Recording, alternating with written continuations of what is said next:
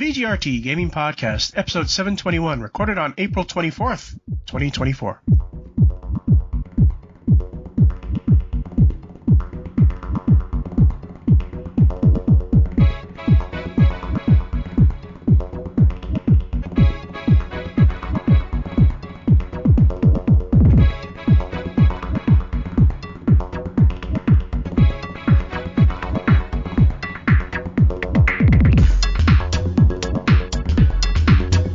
Welcome to the 721st edition of the TD Gaming Podcast and 554th episode of Video Game Roundtable. I am TJ Denzer. I am Scott Dirk. And I am Jonah Falcon. The VGRT Gaming Podcast focuses on game news from around the industry.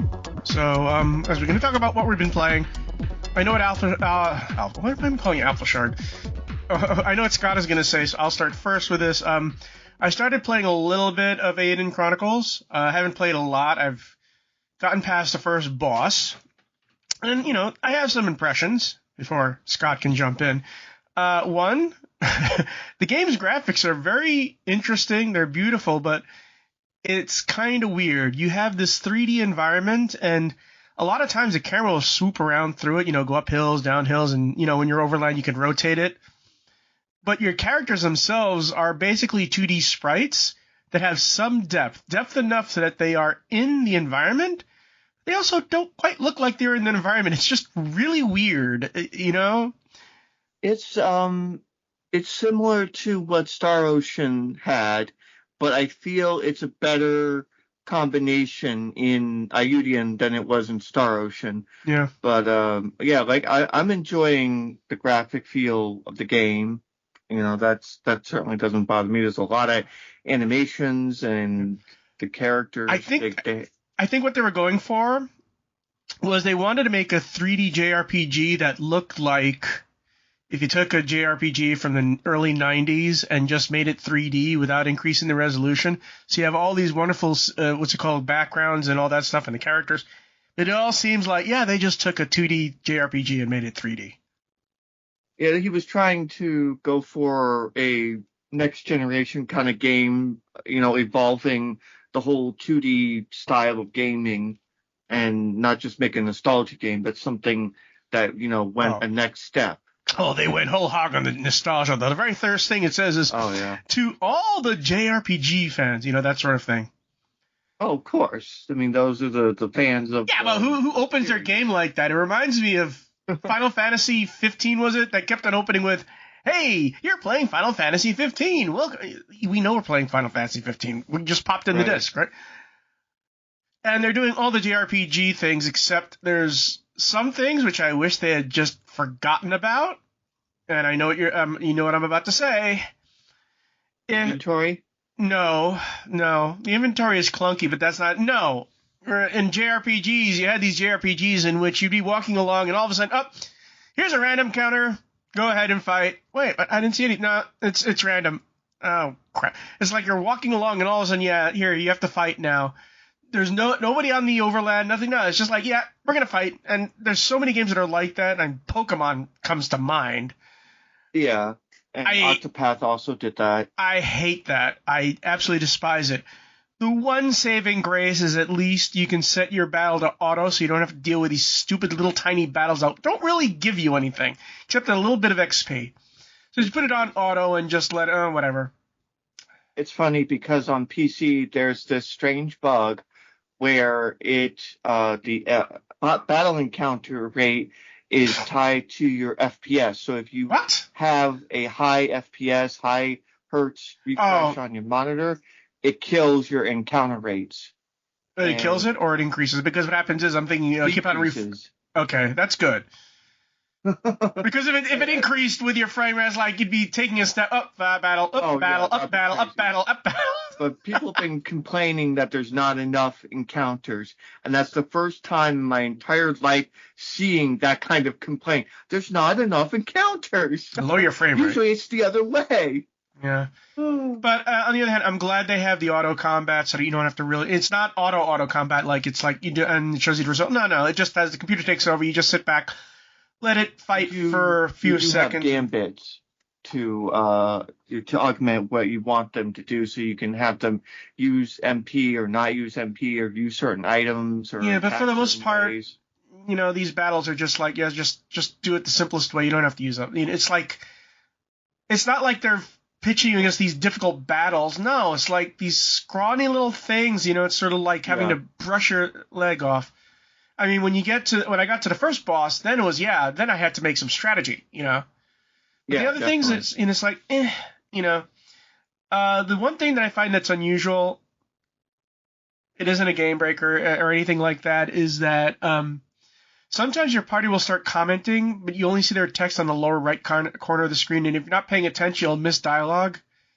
And they're not speaking out loud either. It's sort of like they're just making a little commentary. Game when they activate that, a little ding, and then I haven't noticed it, but it's interesting. It's a nice way to have the party mechanics. Like I said, I haven't gotten very far in the game, but it's everything as advertised so far.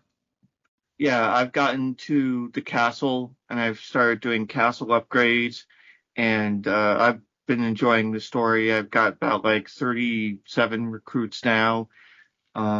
I haven't even got 100 yet. Yeah, I'm gonna get to that. Is it gonna be like Pokemon? You have to catch. Is it like Pokemon? You have to catch them all. Oh yeah, gotta get them all. Gotta get all the heroes. Find them one by one. Imagine if you get all of them. If you get all your heroes, it's like there's a special cutscene in which they all charge the castle or something like that. Sort of like you get that little moment when they're all together, they just can all just rush forward and attack somebody or something like that. Yeah, I think there'll be some sort of story point, but again, I'm about I think a quarter the way, at most. It's still, it's still a lot it feels like there's still a lot left to do because there are so many games I haven't gotten yet, like the theater and some other stuff.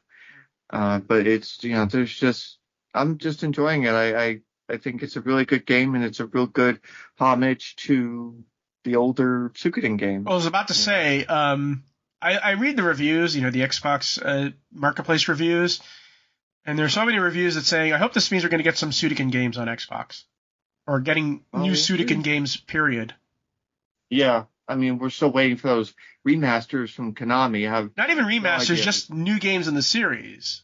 Oh, yeah, that too. I mean, it's just, I don't know. We'll have to see, I guess. I mean, if there's a lot of interest in this, then obviously, what is it? Rabbit and Dog? Dog and Rabbit? I forgot the name of the developer. Rabbit and Bear. Rabbit and Bear. Maybe that'll influence them to make a Suikoden game. Yeah, I wouldn't mind if Konami hired out Rabbit and Bear to make Suikoden 6. That'd be fine with me. But you know what? I still prefer Aiden Chronicles Prologue. Oh, the Rising? Rising, yeah. I still prefer that one. I mean, it's a shorter game, but I like the combat. I like the snappiness. It's just basically building your town and, doing all these little mini quests. But I like that.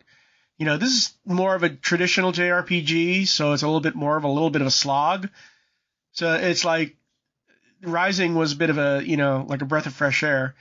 And I wouldn't mind them doing another version of Rising if they want to make a 100 Heroes version, like where there's a lot of characters and just instead of just the 4. I wouldn't mind that at all. Right. Make Rising 2. So, what else have you been playing, Scott? Let's see. I played a little bit of Trials of Mana, and I thought there was one more thing. I have to look at my library, refresh my brain. Yeah, just Terra Memoria and Trials of Mana, just playing that until I got to Ayudian. And I've been focusing on that, since like the 18th. So just, mainly what I'm playing right now. Okay. What have you been playing, TJ? So I've been splitting my time with a few different games. Uh-oh. The biggest one that I've probably been playing a lot of is Another Crab's Treasure, which the embargo is up. I reviewed the game, and that one comes out tomorrow as of this podcast. That game is awesome. So it's a Soulsborne, it's a Souls-like from Aggro Crab, but the twist is that you play as a hermit crab, and the entire mechanic of abilities and skills and attacks, you basically climb into different objects that act as the hermit crab's shell. So like if you jump into a tennis ball, you'll be able to do like a sonic spin dash. If you jump into a tin can, you can like call electricity to it, and if an enemy attacks you while you're defending, they'll get shocked. And like the entire point is that this crab gets its shell, its original shell, stolen at the beginning, and from basically literally a loan shark, and it chases the shark down to try to get its shell back. That's all it cares about. And there's crazy things happening. Like you're under the sea, there's trash everywhere, and the undersea denizens like treat the trash like prizes and treasures and currency. And the actual souls that you collect in the game are microplastics. And this crab that just wants its shell. It just wants its shell. It just wants its shell. Yeah, I saw it on the Xbox Marketplace. It's coming out tomorrow. Well, tomorrow being April 25th. It's a pretty hard game, by the way, like many Souls-likes, but it has options, like assist options, where you can reduce the health of enemies, you can increase the strength of your shells, because your regular life, if you get hit while not guarding, you can die pretty quickly. Like you can get hit shellacked by most enemies in 2 or 3 hits.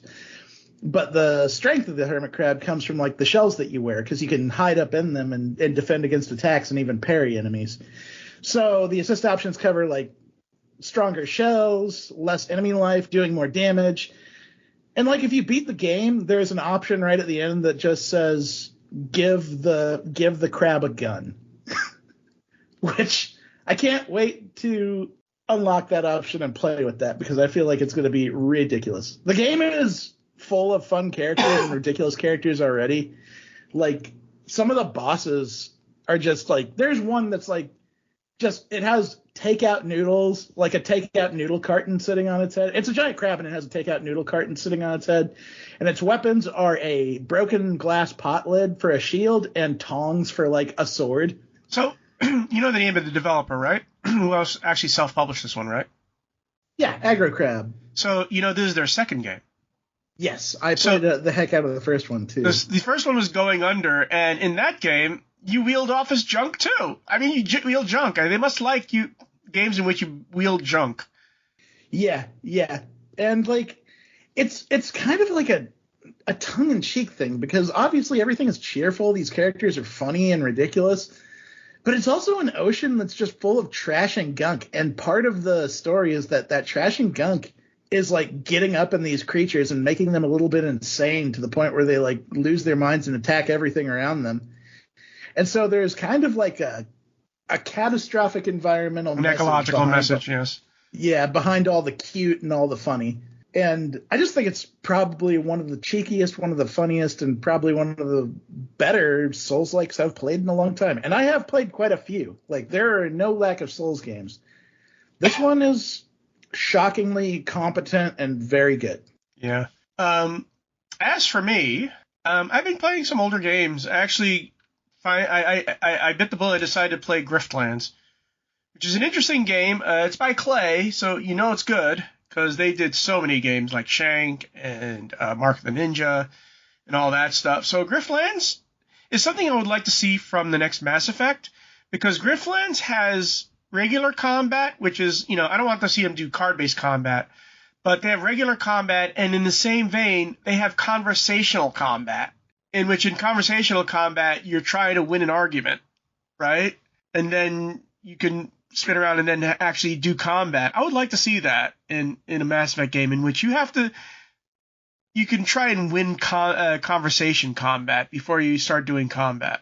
Have you played Griftlands? I have. I've seen it and I've given a look to it. I've never had a chance to sit down with it myself. It's cool. How old is it? It's like a few years old by now, isn't it? I hadn't tried it. I'd always had an eye out towards it. And you know what? It's if you like card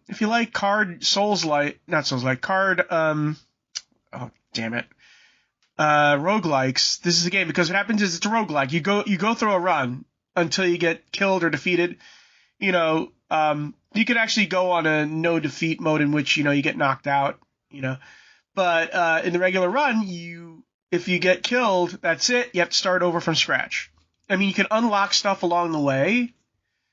So it's a game that I suggest you try. It's kind of fun. It's like $20. A lot of people are selling it for $10 now. I also I haven't played Harold Halibut yet. It's a claymation adventure game, which looks appealing, but I haven't gotten around to starting it yet. Have you heard of it? Yes, this was a highly reviewed game on our site. Like, it sounds like it's very, very surreal and quirky. Yeah, it's like an Aardman Films thing come to life, just like Wallace and Gromit. Yeah, and we reviewed it highly. We liked the game a lot. I think. Let me see.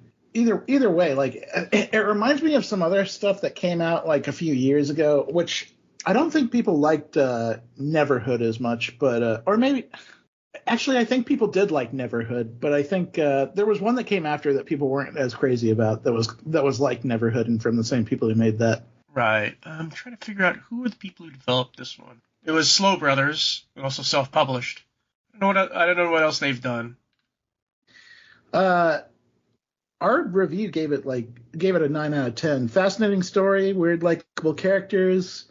It's never you never feel lost in there. There's a lot of amazing visuals.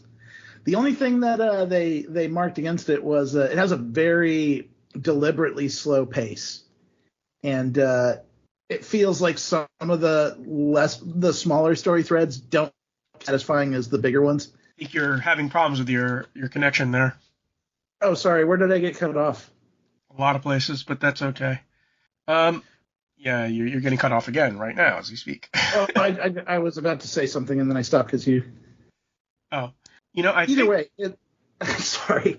It sounds like it's an incredible game. It just, from what I understand, the only marks that it had against it was that it seems deliberately slow paced, which feels like it could drag on some people. And some of the smaller plot threads seem like they don't wrap up as satisfyingly as some of the bigger ones. So we're going to get in game news, but basically, it's been all Fallout lately. Fallout. Everything's about Fallout right now. People talking about the TV show. They're talking about, the TV show helping, various games get sold. It's like, and then you have people complaining about how it's screwing around with some of the chronology with Fallout New Vegas. It's just been crazy. Everything's been Fallout lately.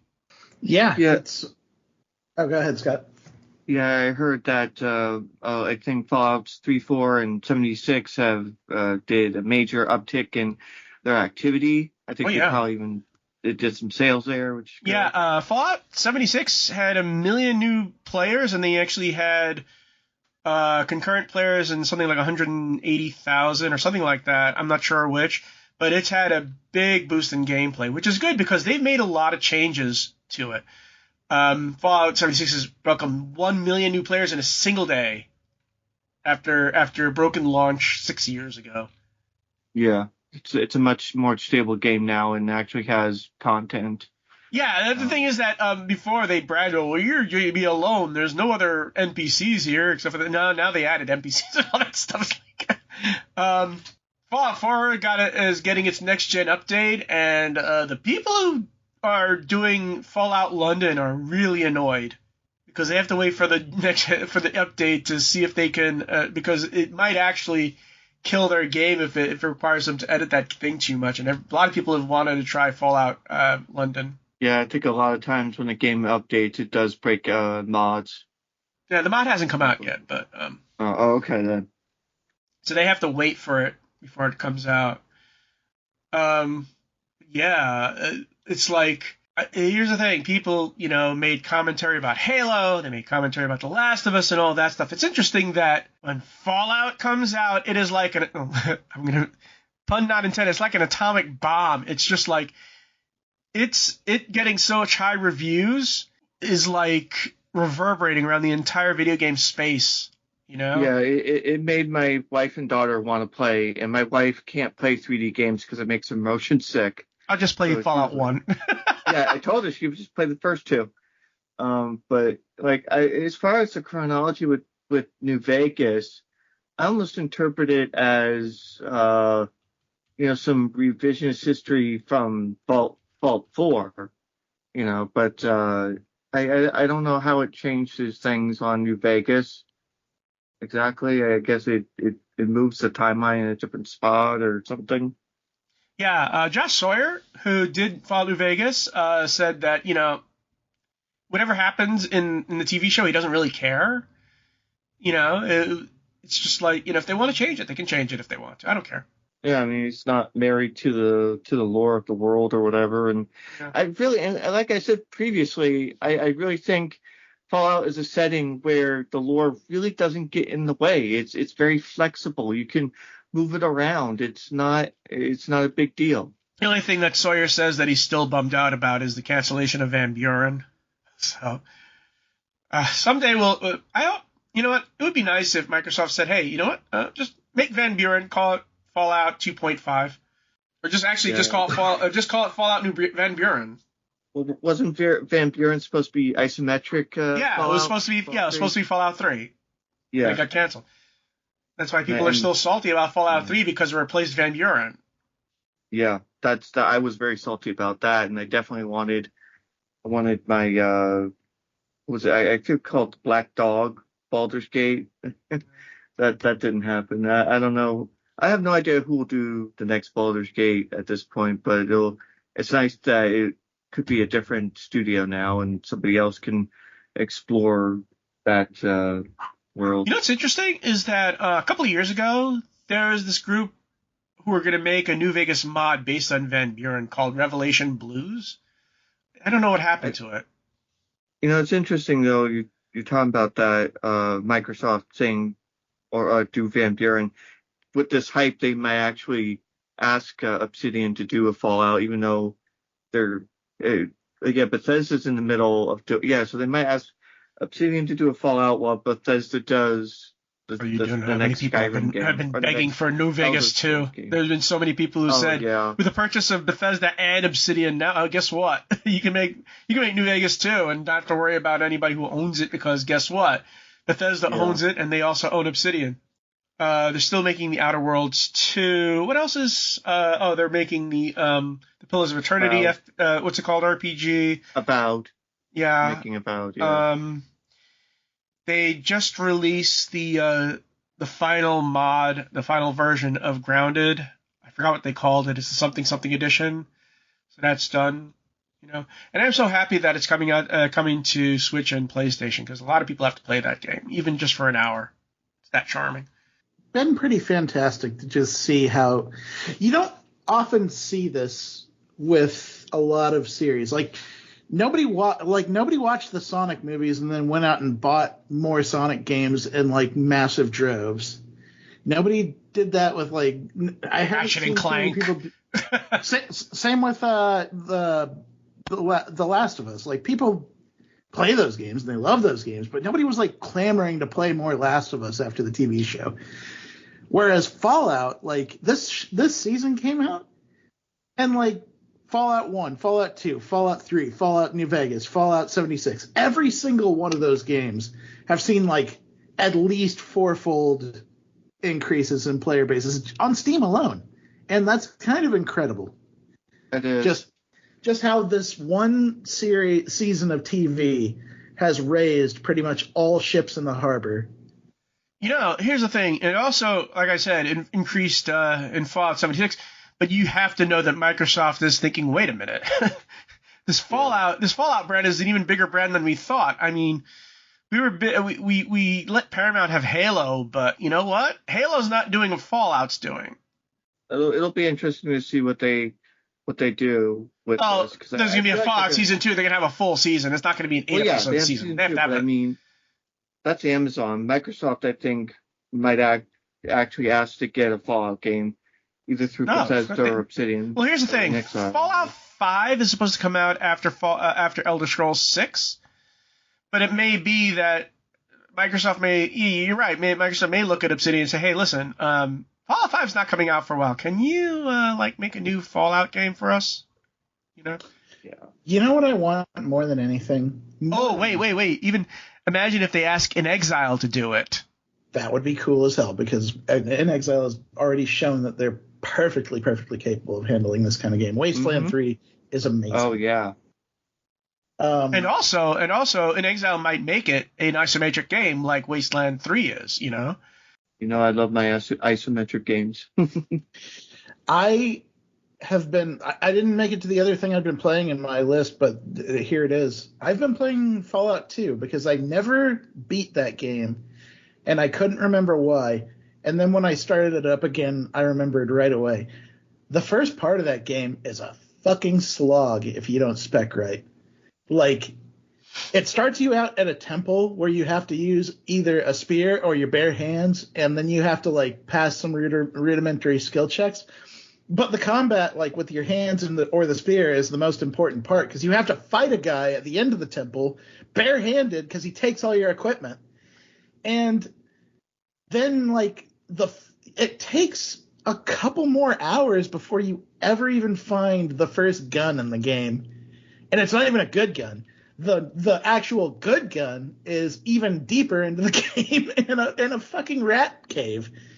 And I just remembered thinking to myself, man, this game goes through so much trouble to tell you, build your character the way you want. You're a blank slate. Be who you want to be. Spec the way you want to spec. And then once the game starts, it's like, if you didn't put into unarmed or melee, it basically tells you, you chose wrong, idiot, suffer. Let me ask you a question. The Fallout 2 you have, is it the one with or without child killing? I don't know. I mean, I guess it's the U.S. version, just like the normal U.S. version that's on Steam. There's some that do and some that don't, because Fallout and Fallout 2 had child killer, and if you killed enough children, you get the perk child killer, and it would depict a vault boy kicking a pregnant woman in the stomach. Jeez. Look it up. I am not lying. It is absolutely a real thing. Some of them you have it, some of them don't. So it's called the cursed perk. That sounds like the first two, because what I noticed in the first two games is you can get perks, but there's always some sort of negative to it. You know, that's the problem. Oh, yeah. You're talking about the traits. The traits are the way that they work that way at the beginning when you spec yourself. Mm-hmm. Also, like Wasteland, the first Wasteland, allowed you to kill anybody, including children. So it's just the I doubt you have that version of Fallout 2. Yeah, but at this point I've gotten past the slog. It's a pain. Like, this is the furthest I've ever gotten into the game, and I fully plan to finish it, because I finished Fallout 1, and by the end of it I was like, man, now I understand. Now I understand why the Master is like one of the best villains in the entire series. It's the guy at the end of Fallout 1 basically created the super mutants and unleashed them onto the wasteland, and he had a psionic link with all of them. And when he died, they basically lost his voice, and that's why in future games all of the super mutants are like confused and lost and barely functioning. You know how many endings there are to Fallout 2? Probably a ton. There's a ton. But I've always heard that Fallout 2 was better than Fallout 1, and I never got to see why, because I could never get through that first few hours. And now I'm like trying it because this series got me hyped for it again. There's over 40 endings. Wowie. Actually, I'm wrong. There's over 50 endings. That's a lot of endings. Yeah, and there are 4 unused endings. But yeah, the default ending is just Arroyo being resettled with a Gek, and then you have all the other ones, if you let the Elder die peacefully. That sort of thing. I'm excited to see how things turn out, because I finally have one of the things I bet long on this game with my character spec. I'm doing something I've never done. I put my luck super high. I also put my intelligence super high, and I went with science, small arms, and gambling. I'm a scientist that loves to gamble. And so the idea behind it was like, I knew there was going to be gambling in this game, and when I got to the place where I could put that to work, I just raked it in, like got all the cash that I would ever need for the rest of the game, and now I can afford everything. I can deck out the followers who are with me, and now the game is getting really fun. This is interesting. Check this out. One of the endings has MODOK flourishing, and Fallout New Vegas uses that ending as a canon. But in any versions of Fallout 2 that lack children, one quest cannot be completed to ensure peace. Fortunately, the GOG and Steam versions are free of this problem, so it's interesting. So if you don't, I was about to say, if you didn't have any children, forget about MODOK. Anyways, yeah, it's all Fallout all the time right now. And you know what? I don't mind. I really don't mind. I mean, it's good that a series is getting recognition. It's a series that anybody can buy. I mean, it's on PlayStation, it's on Steam, it's on Xbox, it's everywhere. I don't know if the Switch has it. Who knows? I don't think it does, but it's still very accessible. Oh, here's the thing. You want to bet that Microsoft may say, hey, you know what? Let's just release Fallout on Switch. Why not? It's everywhere else. Yeah. And people are probably eager right now, and there are people who love the show and do not own a Switch and not anything else. Anything else about Fallout that's going around right now? I don't think so. So, you want to talk about TikTok? What about TikTok? So it's going to be banned if they don't divest. Yeah, so President Biden signed it after it passed both houses, and now if ByteDance does not divest TikTok, they're just going to ban it. And the reason why they're banning it is that they have to sell it to a U.S. company. And it makes all kinds of sense because there is a law in the United States that media companies must be owned by an American. And I know there's a lot of people who got around that, like Fox and what's his face, Rupert Murdoch, who's not an American but still managed to get around that. But the main concern is, it's a Chinese company and they have access to all that data. Yeah, and I don't believe for even a second that it was just China that the United States government was interested in when it came to TikTok and the way it handles data, because that's the kind of stuff that the U.S. government tries to do with things like with Twitter and Facebook. But, yes, but it's a big difference between a foreign company and your own company doing it. Right, and I think the part where they actually care is that they cannot influence TikTok or mess with it outside of banning it from the entire country. Just fine. I know a lot of influencers may get sad, but I don't mind. I don't need TikTok in my life. A lot of people do, though. It's like probably the most popular social media platform in the world. There's a lot of TikTok imitators who can just jump right in. It's not exactly the most, who knows? Maybe Quibi will come back. I know Facebook is doing Reels or something. Yeah, and so is YouTube. Oh, so yeah. YouTube's been doing Reels for a long time. Like I said, TikTok it may be big, but it's only big because like YouTube is big. If someone were to ban YouTube for whatever reason, I'm pretty sure there would be a bunch of video streaming sites that would just jump right in. Oh yeah, there's a bunch that would just fill in that vacuum. Yeah. So you'll have to pardon me if I don't shed tears if TikTok is banned. On a similar note, the FTC has voted to ban non-compete clauses, and there's one company that's happy about that, and that's Microsoft. I mean, I think most creatives should be happy to see the non-compete clause go away, because I'll tell you this, in journalism, I mean, Jonah, you have to know this. In journalism, non-compete clauses are some dangerous shit and mostly just serve for companies to... It's acting and commercials. Remember the guy who was the PlayStation spokesman? You remember that guy? I forgot his name. He was not allowed to do any other consoles for 10 years? Yeah. Stuff like that. And... for the most part, non-compete clauses are used by companies for retaliatory measures against mostly creatives, but probably other groups of people, anyone who leaves the company that they just don't want to to succeed. Oh God, that reminds me of Channel Awesome. Oh Jesus, remember it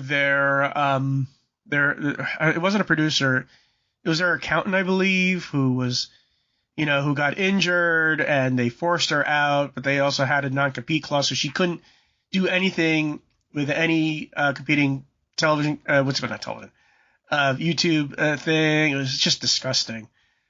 I mean, here's the thing. If you're going to have a brand spokesman now, guess what? You better pay them now, because if this brand spokesman is really popular with Coca-Cola, now if you piss them off, say, well, you know what? I'm going to go over to Pepsi. Yeah, and I truly am happy to see it go away, because I've never seen non-compete clauses used in a way that actually benefits any employees. It's mostly for the sake of the company itself. Yeah, I mean, here's the thing. I can see why sometimes you do it, and you might do it not in a retaliatory mode. You may not just want to do it because it's going to be awkward if the person you hired started, working for an opposing brand, and say, but usually in that case it would be something like, not for another year, or maybe 6 months, not 10 years, not 20 years. No, just something small. Now that it's gone, and if you have a brand manager, then you better hope that you keep them happy. Yeah, and I hope it leads to a better landscape for all creatives, because it's not like we have a lot going for us as far as employee rights. Some interesting things have popped up with Meta. They're opening up their mixed reality OS to third-party hardware makers, and now you have an Xbox-themed Meta Quest coming out, which is interesting. Because here's the thing: one of the things that I've always liked about the Oculus Meta, whatever, is that I don't need to use their software. I just plug it in. Whatever software that's compatible with VR, it's on Steam, boom, I can do it. It would be nice if they were able to release VR-compatible games on Xbox and just have it run through your Oculus to get VR. Because it's not hard to do. You just have to have the coding in there, And the Xbox has the USB port for MetaQuest. They have the USB-C port. Yeah. This is honestly an interesting move by Meta, because I don't know if you know this, but every single quarter, Meta's Reality Labs division is responsible for about $3 to $4 billion worth of losses for the company. It's been $42 billion since 2020.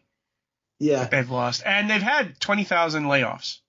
And on one side of that, they're one of the few companies that are pouring the effort that they do into VR development and technology and software. And on the other side of that, you wonder how far they can go with it, because it's definitely Zuckerberg's passion project. But now the tides are turning towards AI, and he's starting to throw his interest into that. So how long does Reality Labs get to keep wasting $4 billion per quarter? By the way, I was talking about Clay before with Griftlands. They released another game in early access, Rotwood. Have you seen that? Yes, I have seen Rotwood. So for those who don't know, it's a roguelike beat 'em up, I believe. Yes. Kind of has I wouldn't say exact, but a little bit of a similar vibe to Castle Crashers. You mean it looks like a Newgrounds game?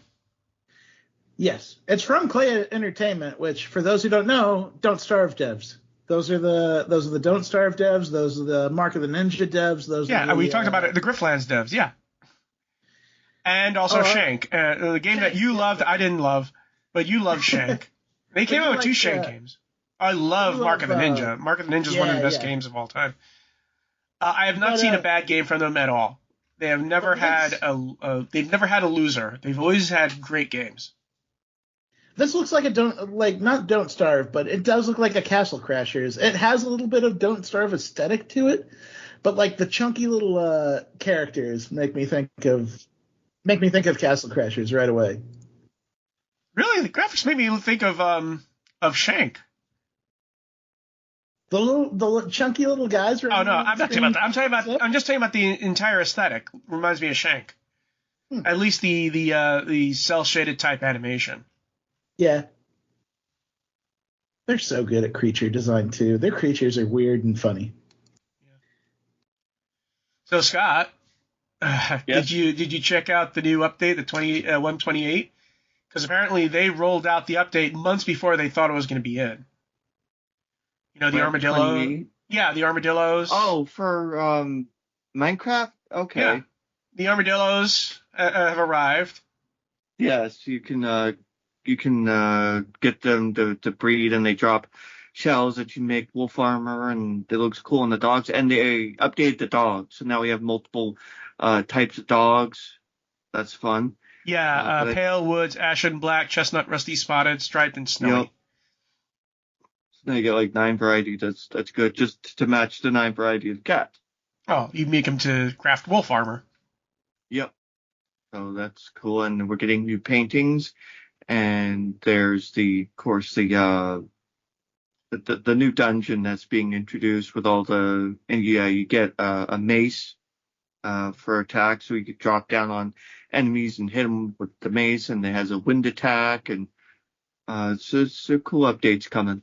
Yeah, but the thing is that it was supposed to come out later this year, but it came out now. Mm-hmm. It just dropped. It's like people were not expecting it until much later this year. That is a nice surprise. I didn't see that. Let me see. Oh yeah, it's showing the armadillo on the launcher, and it's like running across the map or across the screen. That's cool.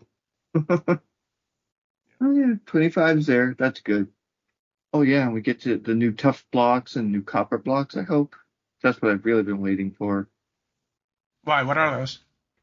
Well, they're new decorative blocks where it's there's like carved, there's bricks, and the metal, the copper ones have this mesh block where you can like see through it, and they have trapdoors and a bunch of new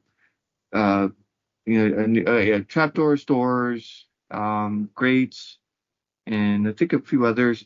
Because like copper just didn't have quite enough uses, and tough didn't have any uses. And now you have new decorative blocks to have, and I'm gonna definitely check this out now because I've been waiting for that update for a while. I'm gonna just create a new world and play around with it. There we go. Okay. We also have news that Gary's Mod is removing 20 years worth of Nintendo-related items from the Steam Workshop. And the reason they did it is because it's Nintendo. Need more be said? So, yeah. There's still pages and pages of mods on the thing. They haven't been taken down yet. So basically it's grab these while you still can. And they're asking. Have you seen the message from the creators about it? They sound so incredibly beaten down. I'm gonna read a little bit of this. Let me see where is. No, I say honestly, this is fair enough. This is Nintendo's content, and what they allow and don't allow is up to them.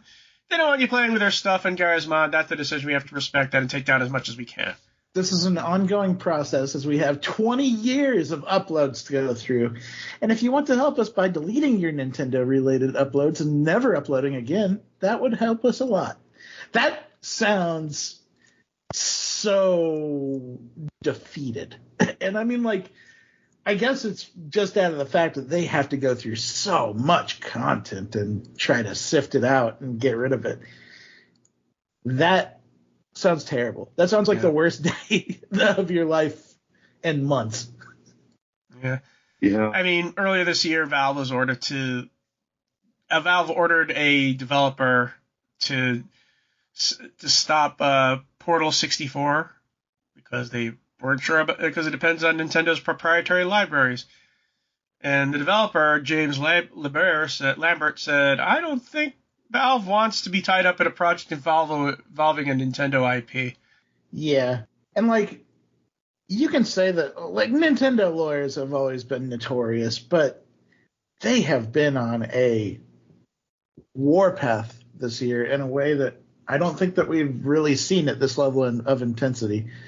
I really think that like the Citra and Yuzu emulation stuff really pissed them off, because we're talking about like this is the group that kind of, well, they leaked Tears of the Kingdom last year. That's how the ROM of Tears of the Kingdom got out ahead of its release, and I think that pissed Nintendo off so badly that they've stepped up their game to an exponential level when it comes. Yeah, and they lost like $1 million of sales or so.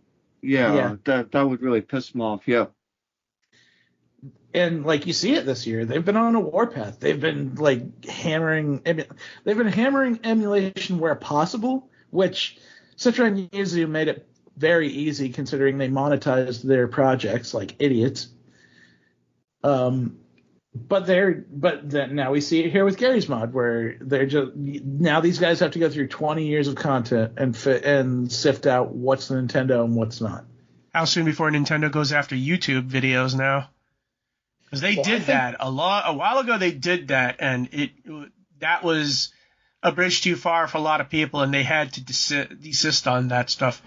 But who knows? Maybe they're going to do that now and just try and do copyright takedowns of Nintendo videos.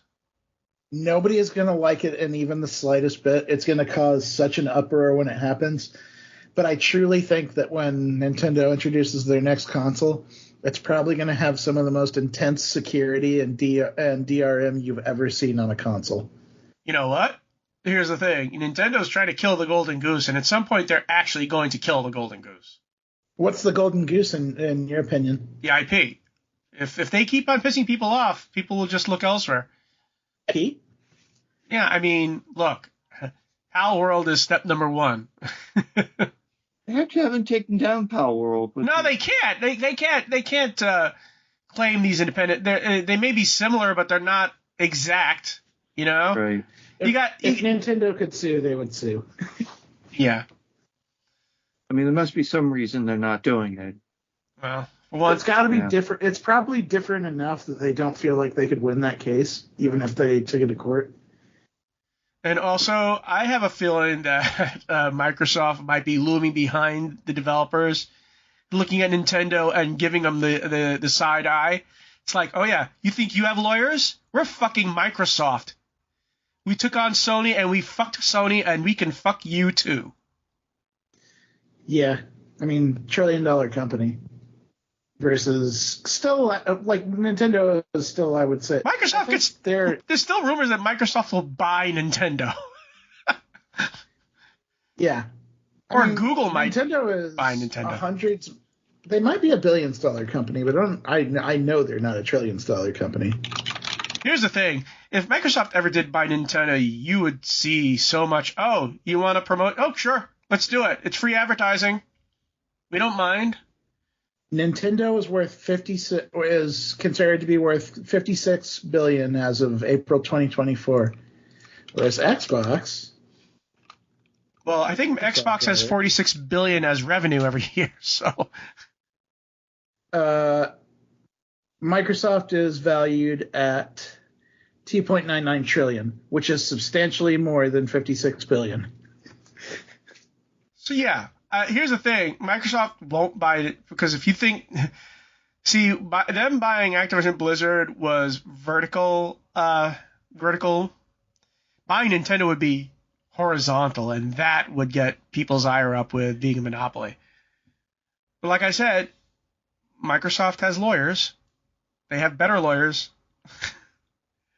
So, like I said, if Nintendo wants to fuck around with their own fans, then Microsoft doesn't care. But if they start fucking around with Game Pass, then Microsoft will care. Yes, it's wild times. But I still stand by what I said. I think that Nintendo's next console, whatever form it takes, is about to be the most ridiculously DRM console that we've ever seen. Well, like I said, it's their funeral. Like I said, here's the thing. Microsoft still thinks it's a toy company. It's not really an electronics company, it's a toy company, and they still have the mentality of a toy company. I mean You mean Nintendo. Nintendo? Yeah. Nintendo, I'm sorry. They treat everything like a toy company does. Whereas like Microsoft at this point is like gaming is one of the smallest things they do.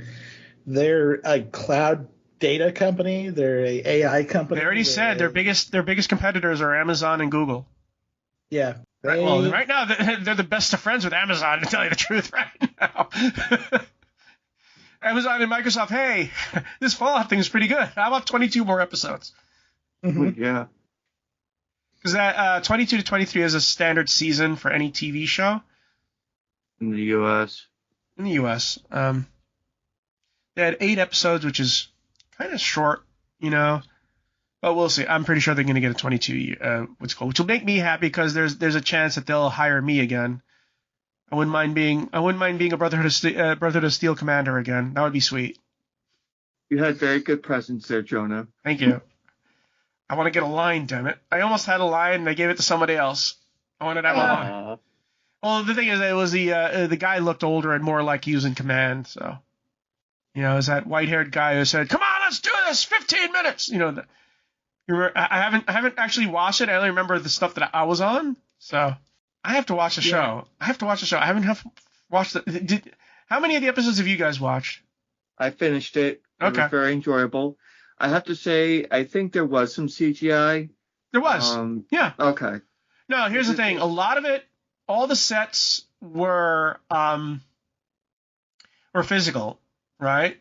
In the traditional way too. Because when I went inside the base, I saw They had the just your basic back screen of Los Angeles. It was weird. They had CGI to augment stuff, but the set that I was working on was real. It was like I was walking around Megaton. It was amazing. Cool. I could tell that. I mean, it felt like real locations that they were walking around. Yeah. It was really, really good work. Yeah.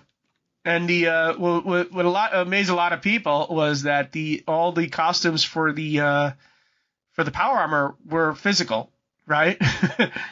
And from what I understood, there were 2 that were for the show that were supposed to be, looked on closely, and then you had a bunch of guys who brought their cosplay outfits in there with theirs. So they were good, not perfect. You know what I mean? Yeah, that was pretty funny. So it's like,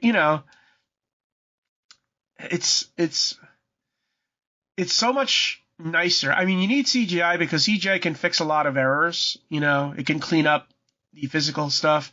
Because people don't know this, but Mad Max Fury Road had a lot of CGI. You just didn't notice it.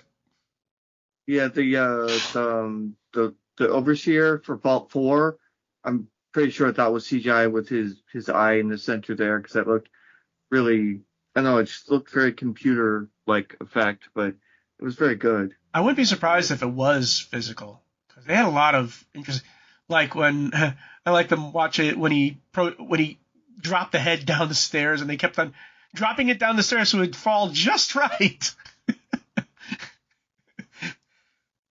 You probably remember that scene, right? I think so. They dropped the head down the stairs at the. I know I think so. I remember. Oh, you know what? The Gulper is definitely CGI because that was good though. I have to watch a show in full. All I have are screenshots that friends sent me that they saw me scenes. Mm-hmm. I know I've probably had more scenes though. Like I said, they didn't send me any pictures in which I was all beat up. My face was all bloodied, and that was after the invasion of that thing.